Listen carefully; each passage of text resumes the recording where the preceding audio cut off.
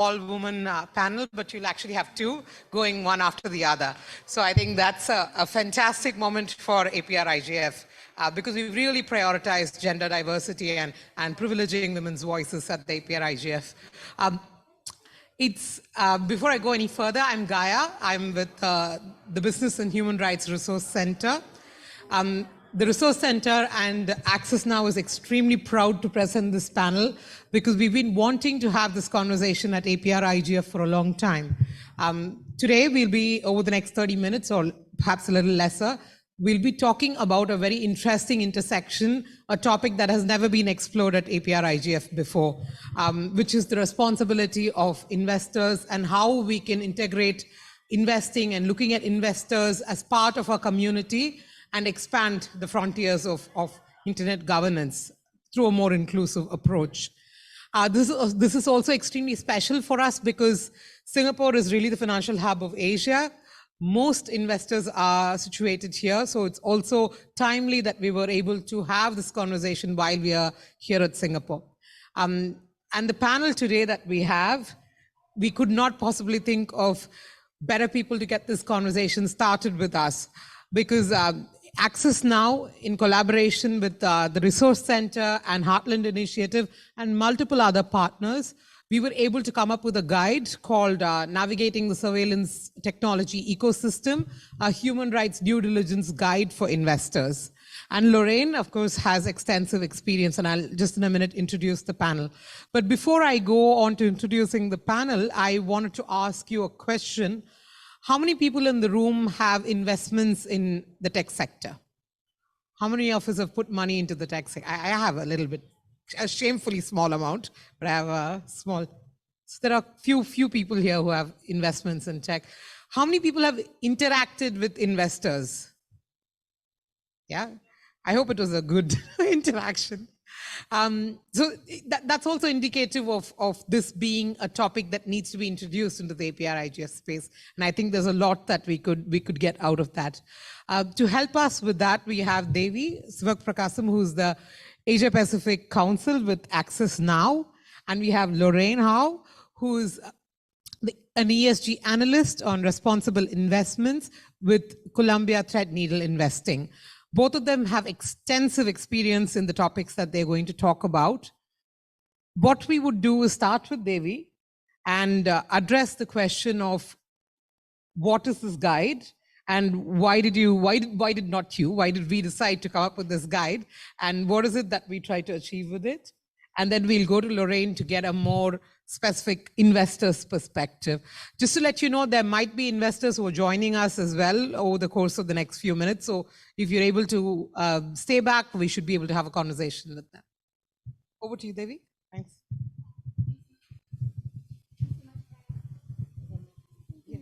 Okay, thanks. Yeah, thanks a lot, Gaia. So as she mentioned, my name is Dhevy. I'm Asia Pacific Policy Counsel for Access Now. And jumping straight into the guide, like why did we do this? So one thing we realized that the ICT sector and technologies are all part of our lives, and this is something that this entire conference is based on. So we won't belabor that point, but specifically on surveillance technologies, we've seen the expansion of it because of relatively low costs, broad accessibility, and lack of regulation in this sector.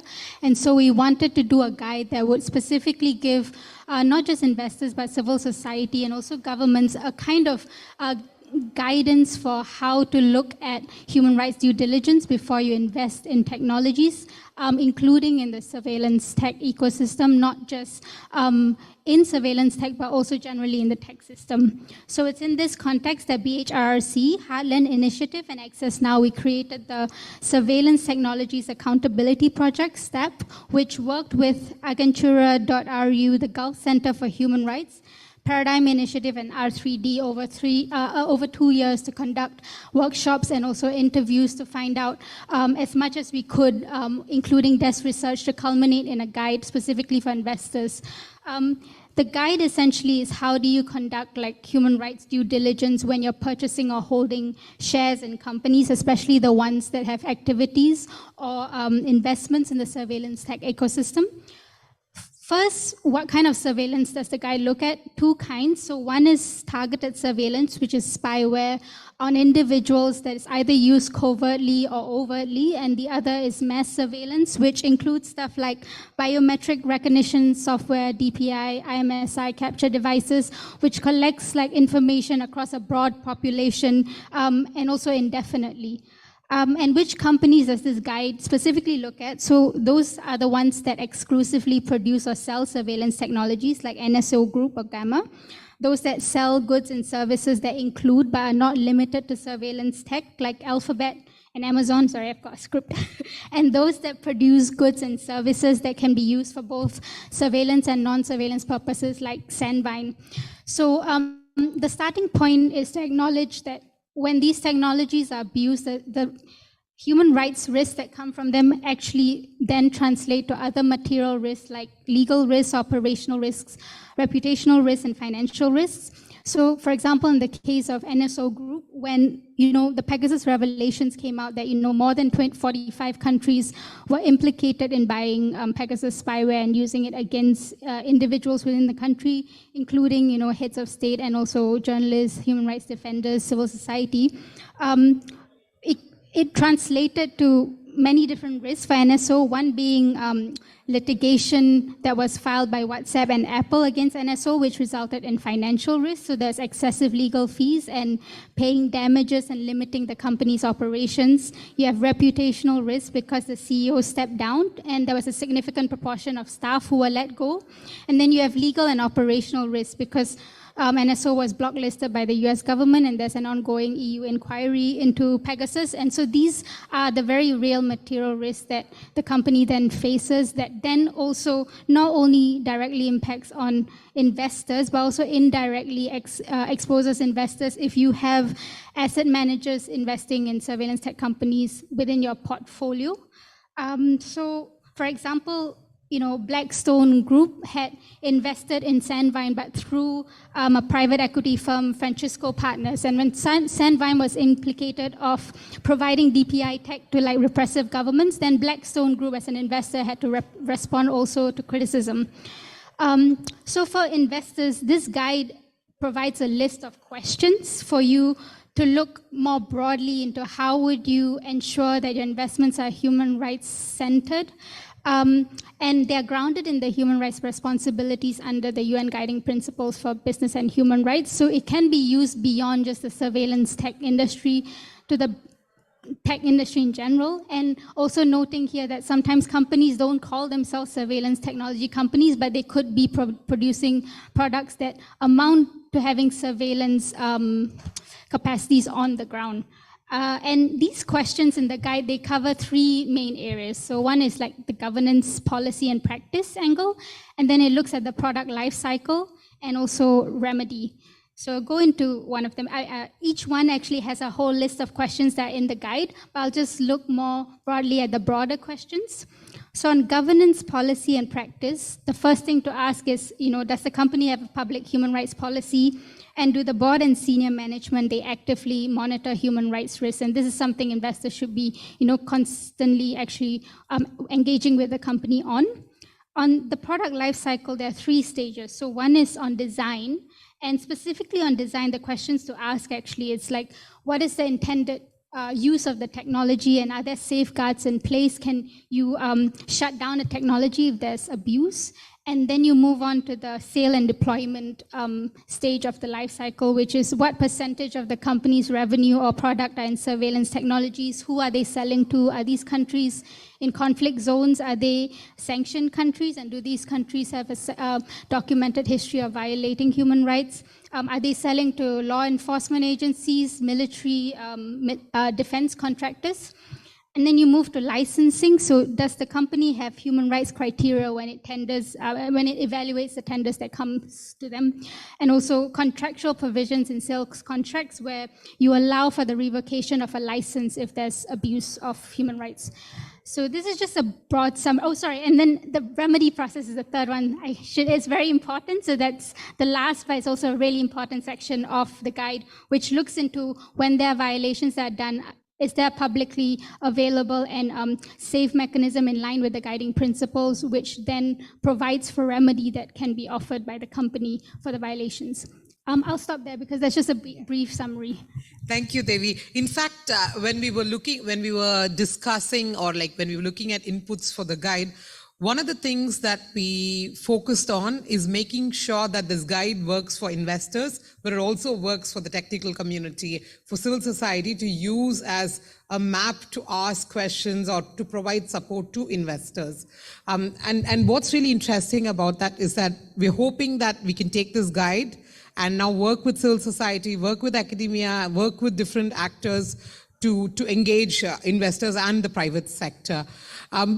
Let's move to Lorraine. And Lorraine, I just wanted to quickly note that investors are such a critical part of the private sector ecosystem, and not just the private sector ecosystem. They're such a critical part of the digital ecosystem, making innovation possible, making the kind of tech we experience today possible, right? When we take that and couple it with the fact that there are legislation coming up in the EU that is mandating due diligence from different parts of the private sector, including the investors, all the way to Japan, where there's a guidelines that is being developed now requiring investors to do human rights and environmental due diligence.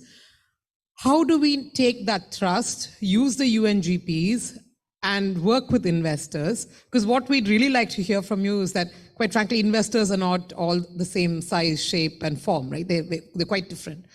Why would investors care about human rights or human rights due diligence? What's been your experience as a member of this community, given your extensive experience?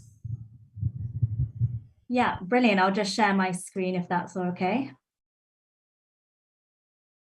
Are you able to see my screen? It's coming up, yes. Brilliant.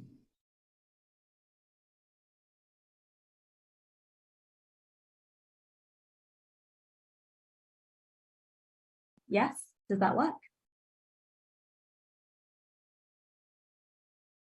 Are you able to see? Yes, we can see. Oh, brilliant. Great. So thank you so much, Gaia, for inviting me to speak at this session on assessing investments in surveillance and technology, and also to the Asia Pacific Regional Internet Governance Forum for hosting this event. I'm really excited to be here and to be able to give the investor perspective on sort of why human rights is an important issue and how we at Columbia Threadneedle Investments look at integrating human rights in the investment decision-making process and sort of the challenges we face. So just to give a bit of background, my name is Lorraine Howe, and I'm an ESG analyst in the responsible investment team at Columbia Threadneedle Investments. And we're a global asset manager managing around £531 billion in assets under management. And we also offer a third-party service for clients where we engage and vote on behalf of a further 53 investment institutions representing around £848 billion in assets. My primary focus is on conducting research and engagements with companies in the tech sector. So I just wanted to give a bit of the background to the vast spectrum of the responsible investment ecosystems and sort of how different organizations fit together. So in this landscape, we as asset managers, we draw upon different types and sources of information to help us inform our research and engagements with companies. So you can see on this slide here, this ranges from, the reporting frameworks to the rating agencies and really helpful NGO resources, especially like the guides mentioned in Dhevy's speech earlier around navigating the surveillance technology ecosystem. And moving on to why it's an important issue for responsible investors. So you can see that this forms one of our key ESG engagement themes. And apart from the obvious sort of ethical reasons of why investors and people should care about human rights, as Dhevy mentioned, it's a financially material risk for companies and investors. So essentially the mismanagement of this risk will impact a company's bottom lines, i.e. its profits. And Dhevy already gave some really good examples, but poor management of human rights can lead to financial risks, as human rights violations can lead to litigations and fines and, increased costs of capital and borrowing. And she already gave a really good example. And then in terms of business risk, because investigations can disrupt companies' business operations, for example, stoppages in production, And thirdly, reputational risk. We've seen stakeholders boycott companies as a result of their mismanagement of human rights. And I'm sure everyone remembers the Cambridge Analytica scandal that sort of dealt that severe blow to Facebook's reputation on privacy. And lastly, as well, as Guy mentioned, on the regulatory side, so we've seen greater regulatory pressure both on companies and investors. And in Europe, we now have the draft of the Corporate Sustainability Due Diligence Directive, as well as the Sustainable Financial Disclosure Regulation as well. So you can see that there's sort of both top-down pressure from regulation, but also bottom-up pressure as our clients, so asset owners, pension funds, charity endowments, they are becoming more conscious regarding the impact of their investments as well. So I just wanted to speak a bit more about sort of how we integrate human rights in this process. So there are three main ways in which our stewardship team integrates human rights, and this is through screening, engagement, and voting. And I'll just touch briefly on screening. So for our responsible investment strategies, we have certain conduct-based criteria that companies have to meet before being included in these funds. And this is all publicly available on our website, but some of the human rights criteria includes, for example, excluding companies that infringe on international human rights standards. And moving on to engagement. So as an active ownership team, we engage with our portfolio companies to affect change. And we do this by speaking with management, sustainability teams, and investor relation teams to understand how they're managing their ESG risks. We suggest areas for improvement, and we share best practices from other companies and from other NGO resources and other resources we have available. And this is the sort of methodology we have in our engagement approach, which is consisting of 3 pillars. And I'll just quickly run through these. So priority companies, these are those with the biggest holdings and the highest ESG risks. So they typically warrant a higher number of interactions per year. We have thematic projects. So these are companies that are identified through a thematic lens. And this year we have 3 projects focused on human rights. So human and indigenous rights in the energy and material sector, mandatory human rights due diligence across all sectors, and also mitigation of social harms through social audits.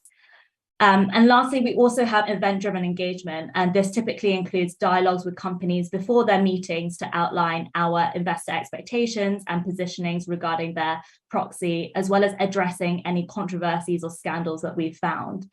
And as part of these 3 pillars, we've engaged a variety of technology companies on human rights issues, from disclosing human rights policies and practices, conducting due diligence, and how companies take appropriate steps to remedy any violations.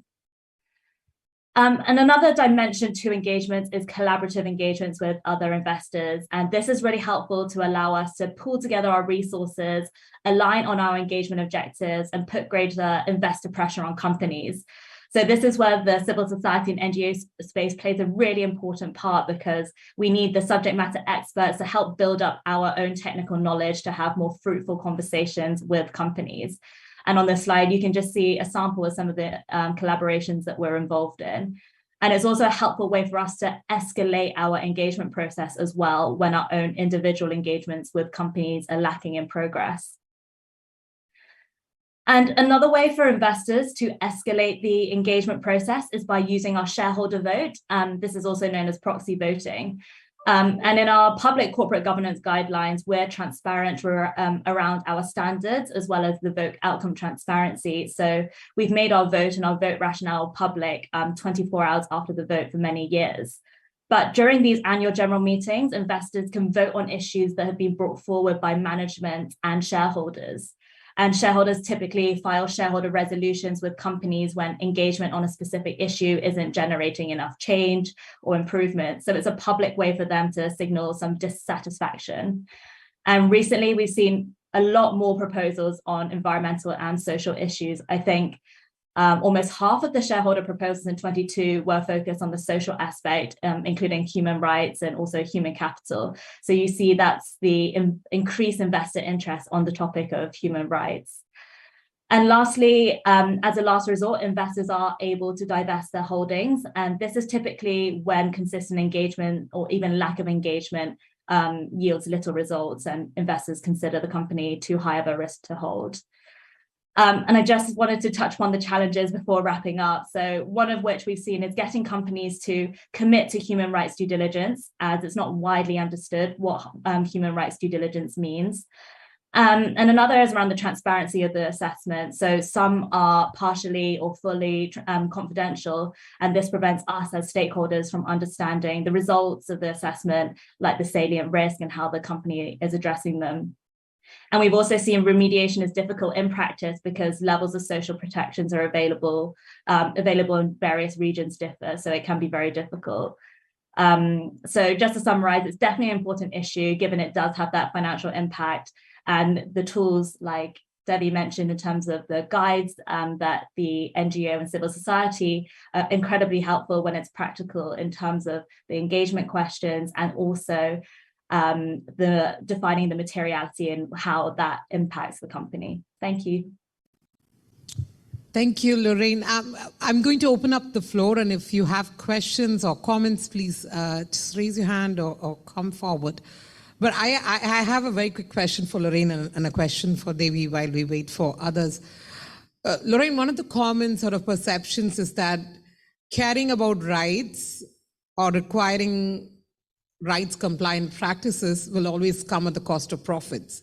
Is that sort of a shared understanding that if you want to go for ethical investing, it will yield you lower profits?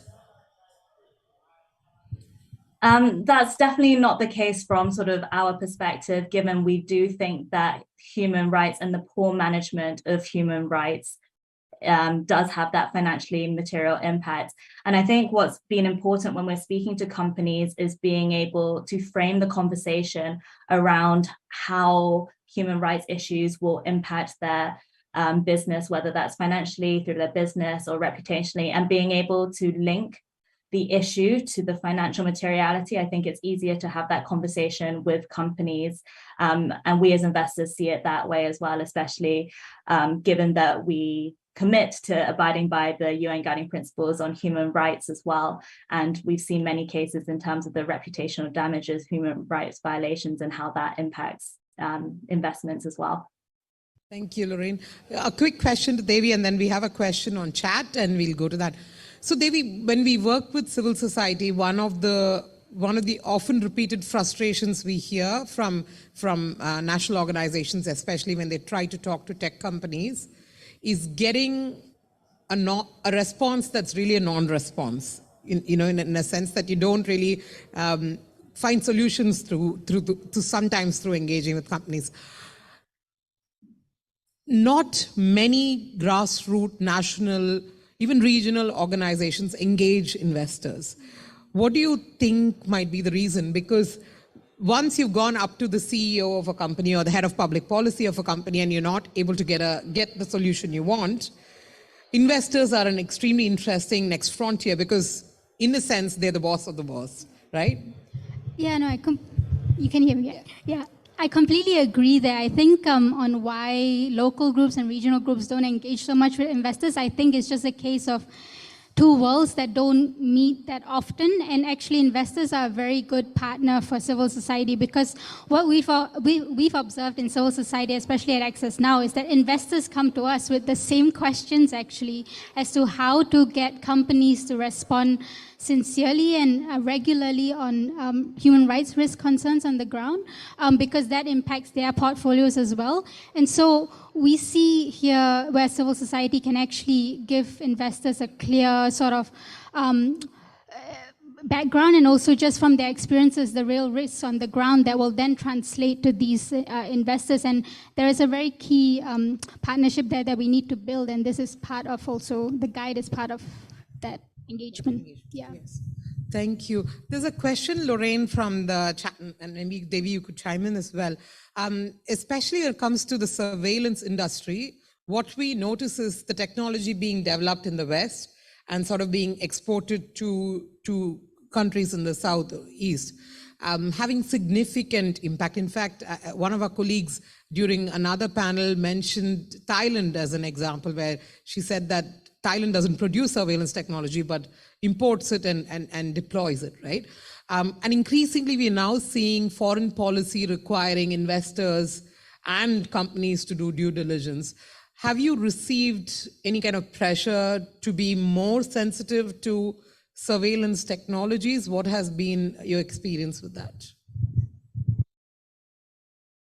So I can speak a bit more generally about how we engage with companies on their sort of customer due diligence approach, because I think a lot of companies, they have their export compliance programs, and that's sort of the minimum legal standard. But we go beyond that, and we kind of see and ask them how they're approaching their customer due diligence process in terms of what red flag indicators do they see when they're looking at their potential clients, and how is that escalated? What are the risks they see within that? So I think it's sort of delving a bit deeper into how they're approaching high risks exports to potentially high risk customers.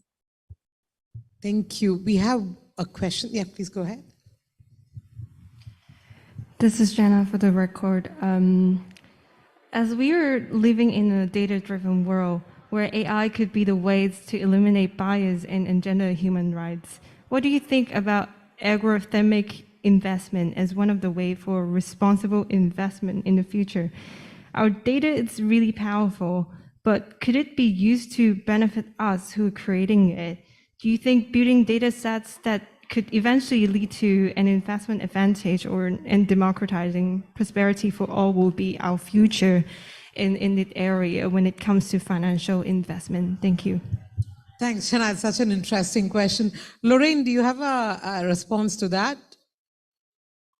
Sorry, I wasn't able to hear. Was it around the AI bias in data sets? AI bias in data sets, but also about turning it around and using AI for good investing. I see. I haven't experienced that personally, but I do see that as the future. I mean, we've seen the sort of the rise of artificial intelligence across all sectors, from the financial sector to the technology sector. And when we've been speaking to some of the companies, we're trying to understand what data sets they're using to try and prevent that type of bias that results in sort of gender or ethnic discrimination. But from the investing forefront, at the moment, we're not using any artificial intelligence, but I definitely could see that trajectory heading that way. Thank you, Lorraine. I'm going to go to Dhevy for any concluding remarks and come back to you, Lorraine, if you had anything else to add, because we do have to wrap up. I guess my concluding remark is also related to the question. I think if we start using AI also in investments, then we would, it's the key phrase that you hear everywhere, is multi-stakeholder approach. So involve everyone, involve civil society, engage with them, because they do observe things on the ground and are monitoring serious risks that are not possibly visible on the outside, and that would be important in decisions made by investors. Lorraine, any closing words? And I guess a key point is around sort of human oversight in terms of AI. Because of the bias, I don't think we can completely trust it at the moment without having that sort of the secondary or tertiary oversight from a human to actually make the final decision.